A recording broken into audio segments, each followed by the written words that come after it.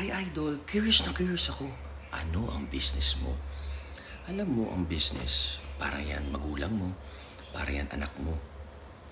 Kung sa tingin mo makakatulong pagmalaki, ikalat sa social media, gagawin mo, di ba? Pero kung sa tingin mo hindi siya makakatulong sa mga magulang mo, sa anak mo, ganoon din sa business. So hindi na dapat pag-usapan yun. Ngayon, poet na poet kami. Gumagawa kami ng kanta. Dami nag-request. A Mirror of Rap. Mirror of Rap is back. Yan. Special request nyo. Dami tatamaan ito. Ginawa namin ni Miss Tagal. Talagang ginawa namin old school dahil sa overwhelming request nyo. So advice ko sa inyo, dami nagtatanong sa akin paano ko napapagsabay yung fitness, yung kanta, tsaka yung mga personal business. Matagal ko na ginagawa.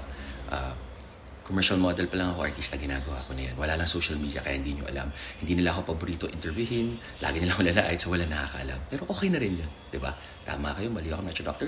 Nung araw pa, nung commercial model ako, bagong artista, hanggang ngayon, maraming, pansinin nyo, lagi ako nilalait. May ganun silang propaganda para hindi ako makaangat.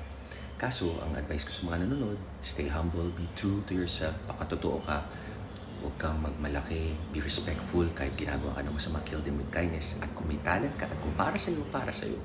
So yun. So hindi na natin kailangan pagmalaki mga business. May mga tao dyan na nakatrabaho or alam nila yung business ko at family ko. Quiet na lang, atin na lang yun. Hindi na natin kailangan pagmalaki. Dati yung may mga restaurant business ako, may mga business kami, mga car shop, maraming about workout, about pagkain. Pero okay na yun. Ganun na lang, ha?